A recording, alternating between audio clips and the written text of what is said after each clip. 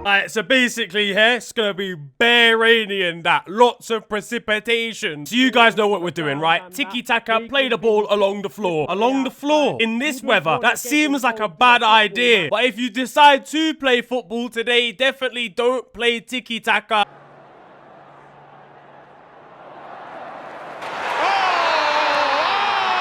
Oh, for God's sake, man. If only I'd known about the weather conditions beforehand. You did, mate!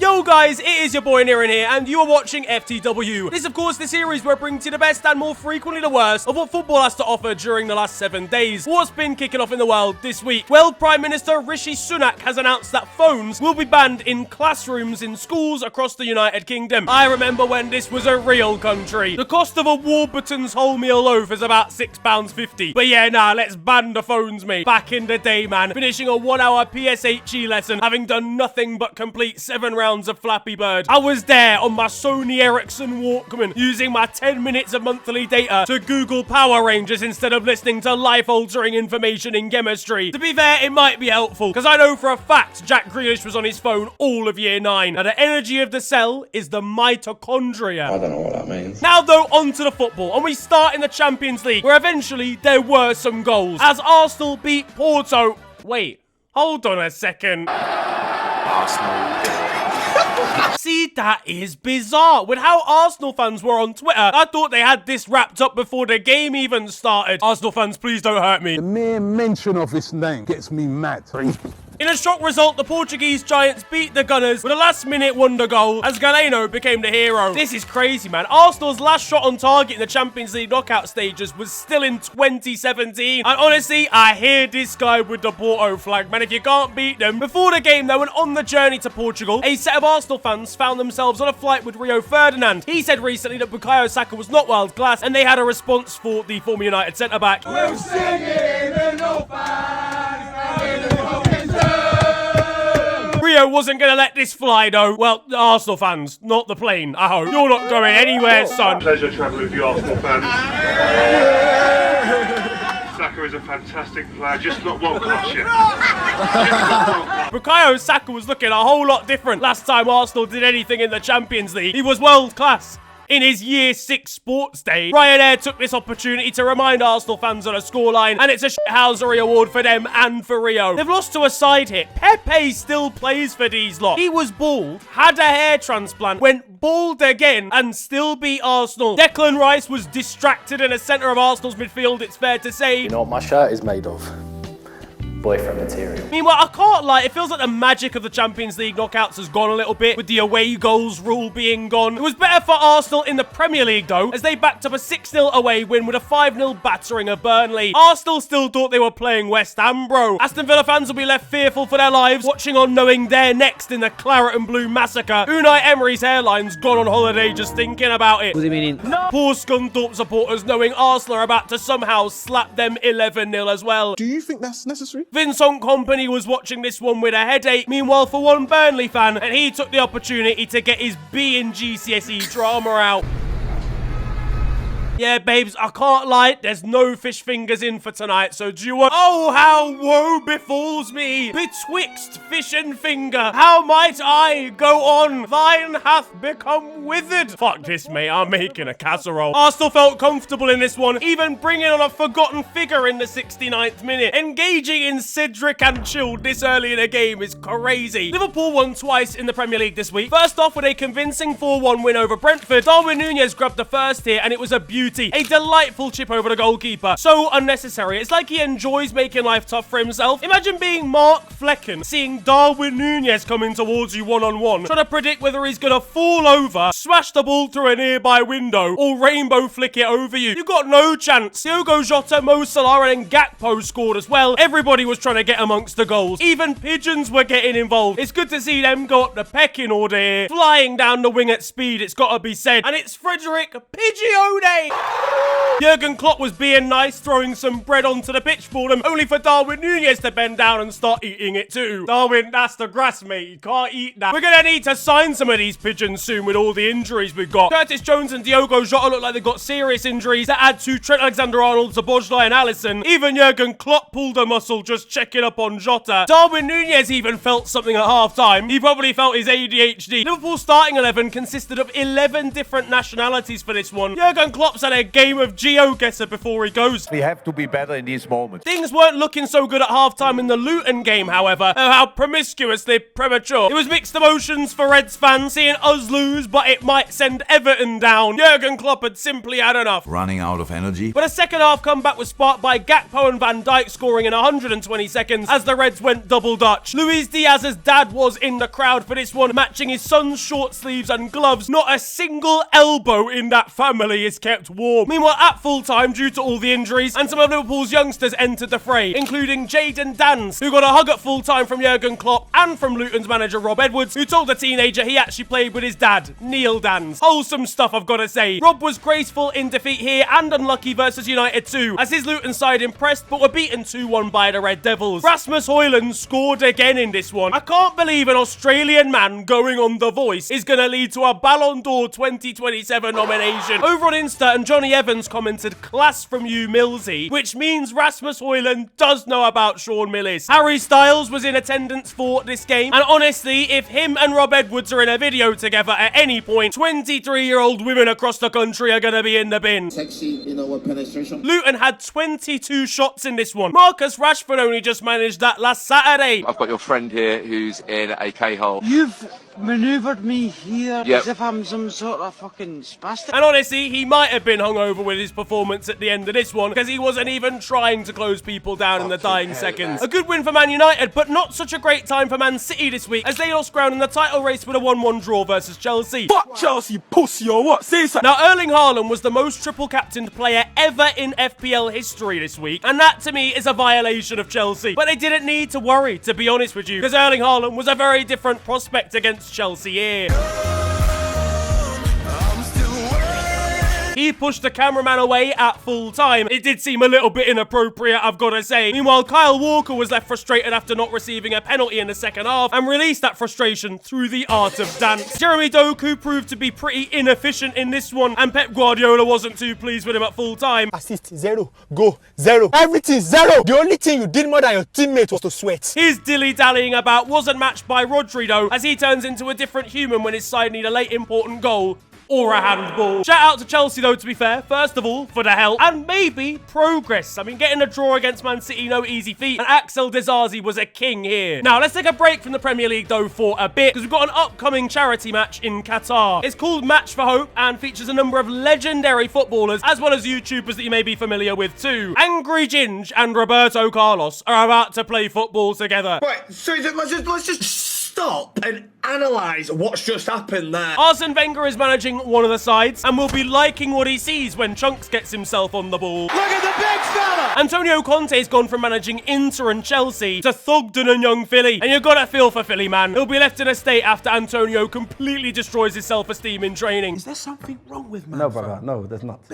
I'm not good at, you know. H will be involved in the football here too, when he's not trying to do a half-time performance in the middle of the Qatar stadium. 0-1-6-1, Manny on the map. I'm here with the Skeng Man. Shut up! Yeah, not yet, mate. Danny Aarons was left excited seeing who he's got 1v1 out on the wing. Oh my god! I find the hazard! I find the hazard! Meanwhile, AJ Shabil and H will be on the sidelines together, no help whatsoever, when David Villa needs some support. Now, Qatar own PSG, but PSG forward Kylian Mbappe now owns himself. He's copywriting his signature celebration, initials, first and surname, as well as phrases associated with him. One of those lines being, "You don't talk to me about age." I don't know. I think that's a bit dodgy, mate. His initials are copyrighted. What, is that it now? We've just got to sack off kilometres till the end of time. And the surname's copyrighted as well. Poor Ethan Mbappe's about to get drop-kicked out of his family. Oh, fuck this, man.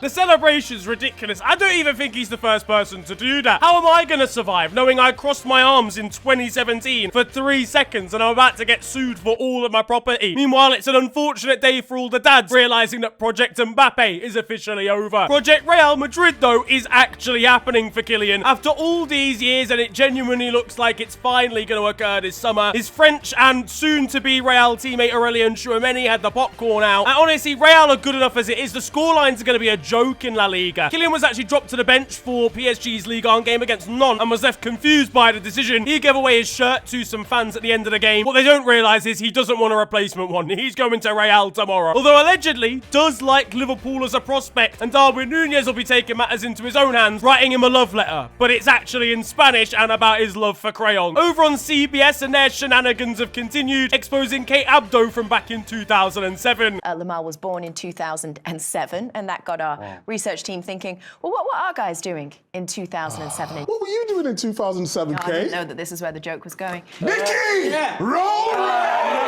Hello and welcome to Top Magazine, your weekly fix of science and culture on DWTV. In the other big football game in Europe today, Chelsea and Manchester United met in the newly opened Wembley. Aye, Thierry Henry is in love, mate. He's wishing he invested earlier. Kate's husband's gonna be watching on at home in pure disbelief. Micah's gonna have to get involved when said husband walks into the studio and wants to scrap Thierry. And I can't help but sense he's starting to develop feelings for Kate and will be left suspicious when she laughs a bit too hard at a Jamie Carragher joke. Stay the fuck away from her. Dude, I got some whole girl with me. Exactly, so what the fuck you talking to her for? Speaking of flirting, and Everton centre-back James Tarkowski has been up to it too. Everyone looks so gorgeous. Especially you. Oh, thank you, and you. I wasn't expecting that. I panned that for you. Yeah. What is going on here? Aye, listen, there's no clean sheets for him on or off the pitch. And I don't think his manager's going to be too happy about seeing him on a reality TV show. The game's gone, mate. These are big, powerful centre-backs. Why are you on the TV like this? Imagine Nemanja Vidic going on Love Island. So, what do you like to do? What are your hobbies? I like tackle. I mean, that doesn't really seem like a... Oh, Jesus. Speaking of violence, and over at Sheffield United. Now, lads, look, listen. Early on in the game, nothing rash. Blades defender Mason Holgate was sent off for one of the worst tackles I've seen in a while. He was given a yellow originally because the referee had his view blocked, but had the nerve to complain about that. Mitoma was getting booed by Sheffield United fans after the red card. Rose had his knee uninstalled, and Anel Amadodzic didn't even think it was a sending off. You know what it is? This is Balkans heritage. This is how he greets his friends in a pub. He's gonna have absolutely no sympathy when he sees Evan Ferguson get hit by a machine gun and actually go down. Anel had some words of inspiration when he went into an A&E department in Sheffield. Well, I had a heart attack. Get the fuck up. What's wrong with you? Cigarette, cup of coffee. Get back in the game. Honestly, if he doesn't think this atomic bomb of a challenge is a red card, thank God he wasn't about in the Oppenheimer times. If you ask my opinion, that's not a red card. As for Tom Davies,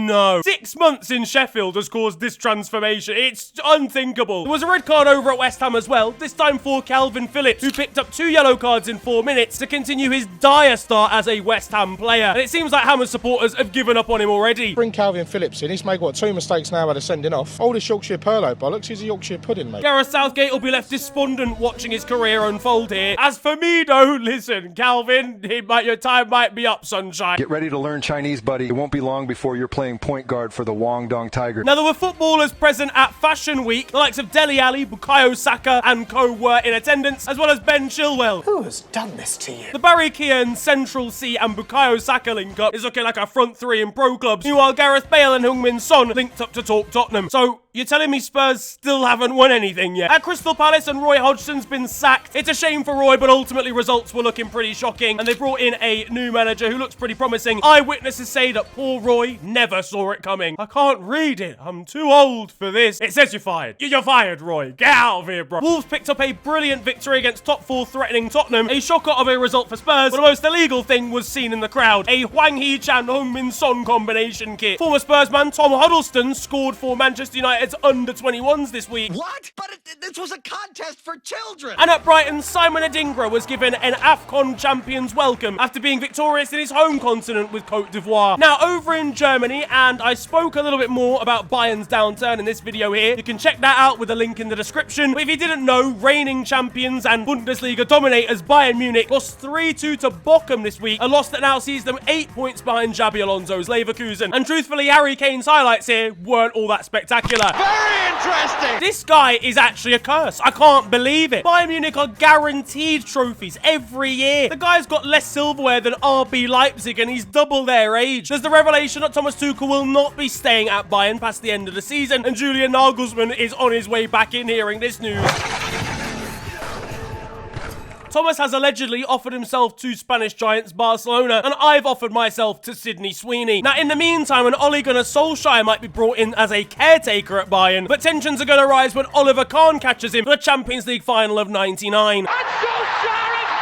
Meanwhile, Manuel Neuer and Jamal Musiala look distracted in this window. Hey, yo. Hey, yo. Bayer Leverkusen, as I mentioned, have stretched away now at the top of the table. The likes of Florian Wirtz, Alejandro Grimaldo, Granit Xhaka and Ezequiel Palacios have been vital. But before his injury, so was Victor Boniface, and he's still making his presence known, joking around with Jeremy Frimpong. Hey, you got a bony face, fam. Oh, yeah, I get it, because that's your name. But elsewhere in German football, and things have been absolutely mental. Fans up and down the country have been protesting over new investors. Now, I'm not going to go into the details and explanations as to why this is happening, because it's a deep topic. But overall, German football is about principle, not about finances and money. And so German fans who love their clubs don't really want massively wealthy, oil state-funded clubs entering the division system. That's why they all hate clubs like RB Leipzig and Hoffenheim, who pump loads of money to be basically artificial and plastic clubs and gain a lot of traction in a short space of time. They don't want that, so they have been protesting. The remote control cars at Köln, tennis balls thrown onto the pitch all over the gaff, and flares attached to RC cars at Hansa Rostock. That's just Lorenzo Insigne looking for somewhere to park, mate. And German fans were feeling proud after a long day's work of getting games delayed with 14,000 tennis balls, a Hot Wheels deluxe set, bottle of medium peri-peri sauce, and a hand grenade. Why don't we protest like this, lads? Fuck the EFL. Fuck the EFL. Oh, sorry about that. Did you want to go first? Oh no, mate, I insist, honestly. You chant first, like I was here. Honestly, guys, both of you just go first. I'll queue behind you. But things have clearly worked because the Bundesliga are now looking for different investors. In further wholesome news, and Borussia Dortmund welcomed back Sebastian Haller after his goal won the African Cup of Nations for Cote d'Ivoire.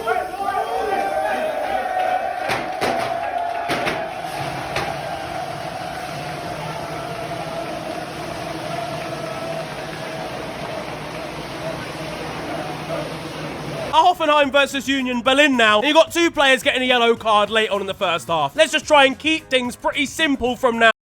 Dear Lord. Hey, look, listen. At least it's equality. And there's equality between the two top divisions as well, as the Bundesliga 2 claimed a greater overall attendance than the actual top flight this week. The Bundesliga 2 got a higher attendance than the first Bundes... How does that even happen? Shout out Schalke, Hertha Berlin, and bare other big clubs that got relegated recently. It has been a rammed week in football. I can't believe I ain't even spoken about Barcelona v Napoli yet, as over in the Champions League, Robert Lewandowski scored his 93rd Champions League goal to give Barcelona the lead. The guy's absolutely unreal when he's not emoting in the corner. This was El Mascico, and Victor Osimhen got the last laugh as he scored an equaliser in the second half as well. He's still been performing, but I can't lie, Kavica Kvaratskhelia has been different since the 23-24 season started. He is not beating the Wi-Fi password allegations. Barca maybe deserved more here, but it ended one apiece, something that describes the amount of coins in Barca's two bank accounts. Robert Lewandowski was the difference maker in La Liga as well, scoring a 97th minute penalty, a retake after his original penalty was missed. Xavi looked coy about the whole situation. All looked like he's at the scene of a fire, to be honest with you. At Real Madrid, though, and Jude Bellingham was left disgusted, having not been invited to Eduardo Camavinga and Vinny Jr.'s party. He was trying to get their attention desperately from outside. Meanwhile, there was a familiar face as the bouncer too. How were you in there and out here as well? In Italy, and Kanye West attended a game at the San Siro to go and watch Inter Milan. He recently had their Ultras feature on his latest album, but they were doing up different chants during this game. Whoopie-doo scoop.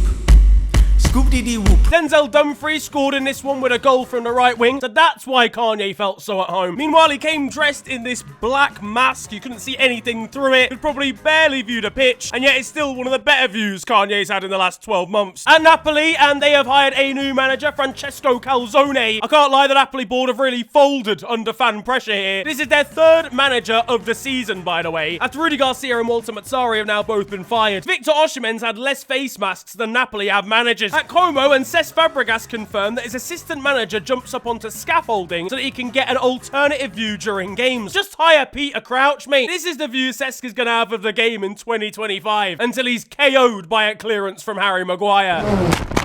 Meanwhile, Italian side Taranto FC are having to move away from their stadium because of renovations happening there for 2 years, and they're forced to move 500 kilometers away. And this poor, lifelong supporter was left devastated.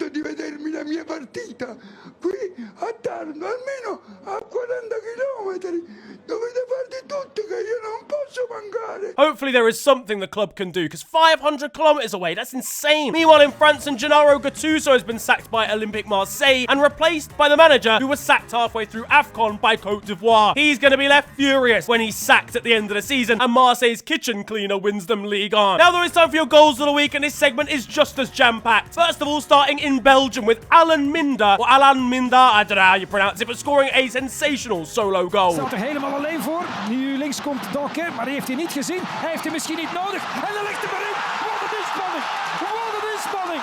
Up in Scotland, and there's none of that flair malarkey. Scott Brown of Wraith Rovers has decided to just absolutely leather it in on the volley. At Barcelona now, and Marc Gaillou, a young prospect, scored an outrageous mid-air flick for their B team this week from a corner. Disgraceful technique. And if we're talking technique, the final goal of the week takes the biscuit. We head over to India and Real Kashmir, where Nohir Krizo has flipped up the ball and volleyed it outrageously from distance. Krizo goes for an acrobatic shot. Oh dear, what a goal! Krizo has scored one of the most spectacular goals. Hello all, and welcome to The Beautiful Game, the segment where we take a look at the poetic and brilliant side of the game that we love. We are back by popular demand for yet more glorious beauty. It defies description. And that concludes The Beautiful Game. Now, over in the US, and Inter Miami started their MLS season with a win after a pretty shocking pre-season. Lionel Messi once again starred here, mostly by flicking the ball over an injured player on the ground. Listen, this guy might be injured, but Leo's bodyguard is taking no prisoners on the floor when he sees the injured player go to get up, and he'll finish the job in the hospital afterwards. Leo's completing side missions at this point, man. And all of this from a guy with absolutely shambolic posture. He's looking like Danny Aarons. I knew they were both goats. Over on Turkish television now, and Ronaldinho made a surprise appearance playing beach football with Hull's owner, who's a Turkish businessman. I mean, I don't know how this link-up happened, but there was some serious Yogo Benito going on, rolling back the years. There was record-breaking stuff going on in Austria as Red Bull Salzburg scored after just 6 seconds, with 20-year-old Petar Ratkov charging down a kickoff routine and scoring with unthinkable speed. In Argentina, and tempers were flaring between Tigre and Chacarita. Objects were being thrown from the crowd, and one player saw his opportunity to get his head on it and then roll off the pitch in pain at terminal velocity. I'm afraid, unfortunately, the news is bad. He's deaded from plastic poisoning. It's a real sad event, I'm not gonna lie. Just before Bodo Glimt and Ajax's Europa League encounter, and the Norwegian side's fans let off fireworks outside of Ajax's hotel room. A traditional bit of shithousery there from them, but some more unique stuff going on at Legia Warsaw, where UEFA had banned their tifos from UEFA competitions. Legia's tifo-holding ultras responded, saying that this time UEFA had won, only to unveil an absolutely massive tifo at kickoff saying surprise motherfuckers. Yeah, this crazy platinum shithousery award. Are you crazy?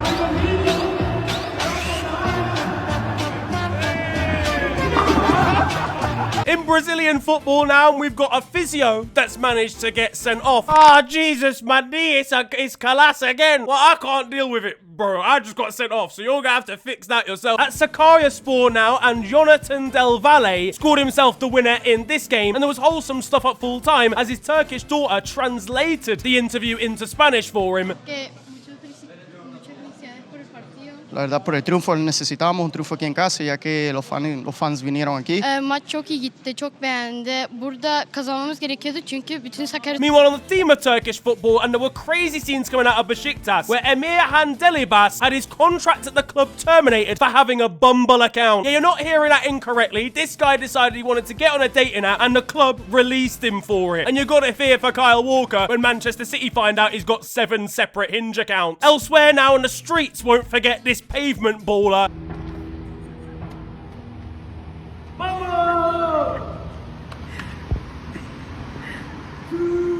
Yeah, listen, if I tried to do that, it's game over, ladies and gentlemen. Meanwhile, as Philadelphia Union faced off against Costa Rican side Saprissa, the 2022 MLS Defender of the Year pulled out an all-timer own goal, assisted by his goalkeeper, to be fair. Now, closer to home, and there were ridiculous revelations involving now former Sunderland boss Michael Beale. He is, to put it bluntly, not really liked by anybody at any of the clubs that he's managed, including Rangers and Sunderland. On the way to a recent defeat and ultimately the end of his job, he ignored one of his own players who went to offer a handshake out of spite. I'm gonna shake your hand. Shout out to the Second Tier podcast. Themselves and the What the Fort pod did some incredible investigative journalism to find out that Michael Beale had actually had a burner account that was attempting to make him look better as a manager on Twitter the entire time. It was an account that was set up a few years ago and that was basically sharing pro-Michael Beale propaganda, talking about how fans were deluded if they wanted certain results, and sharing things that ultimately made his spell in charge look a lot better. This had also been tweeting about Rangers at the time that he was boss there. Well, it turns out the name of the account is actually a company that he set up a number of years ago and that he posted about himself on LinkedIn. Yes, this guy literally had a burner account to try and shift blame away from his own poor management. An absolute shambles. Get it together, man. And speaking of poor managers, Jesse Marsh this week gave us the revelation that Crescencio Somerville stinks in training. Somerville may well stink in training, but Jesse Marsh unfortunately stinks at everything else. Meanwhile, late in the day at Swindon, and go on, goalkeeper!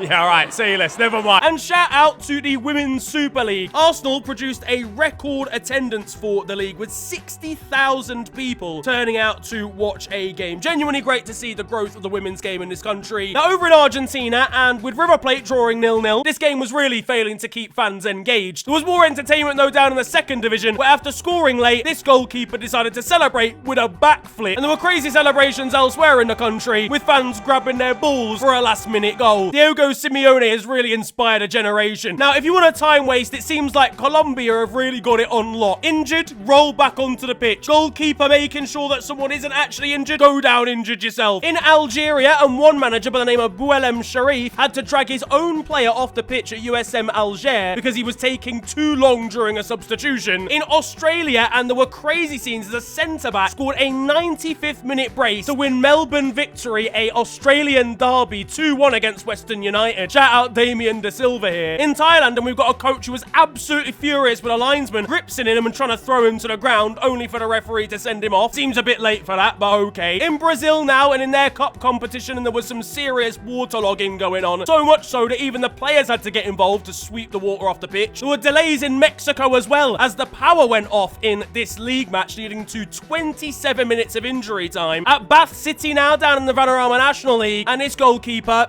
he's had a bit of a stink here, I can't lie. Well, the groundsman has, actually. Maybe they need to sweep up that pitch. And in India, there is some criminal stuff going on. I actually made a video about Indian football and why it's maybe not as successful as it should be. A lot of people mentioned potential match fixing in the comments section. Well, they're not even trying to hide it here during this game. What? Now, though, it's time for Still 0-0, and you guys know the score by now. This is a segment of the show where I bring to the best of Sunday League and amateur football. Now, this one doesn't really need all that much describing, because it's got description going on anyway. But in Sunday League football, shithousery is very important, and these lot appear to have mastered it down at the corner flag. The resulting corner gives Dorking's chief shithouser, Luke Moore, a chance to provoke an easily riled away end. Firstly, we've got the most outraged of the lots, desperate in his pleas to the referee, who just isn't listening. Mr. Wanker Sign is next up. He surely can't even see where the ball is. We really like this guy because he genuinely couldn't give a flying fuck. When Moro does eventually accept that the ball is outside of the quadrant, he takes the shithousery to the next level.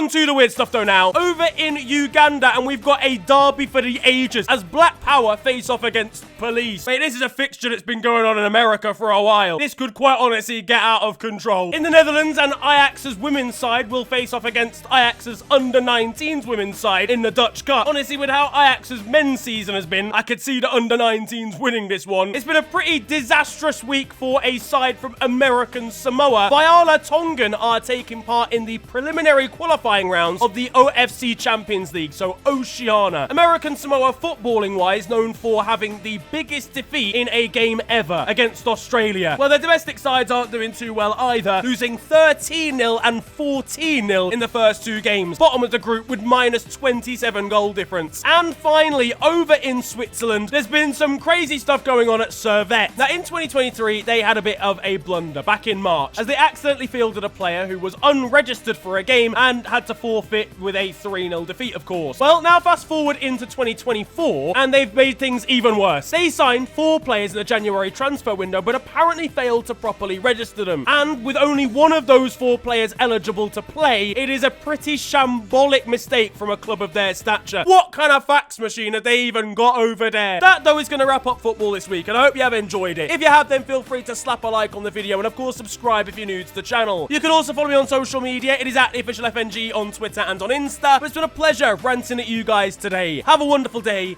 enjoy yourselves, and goodbye.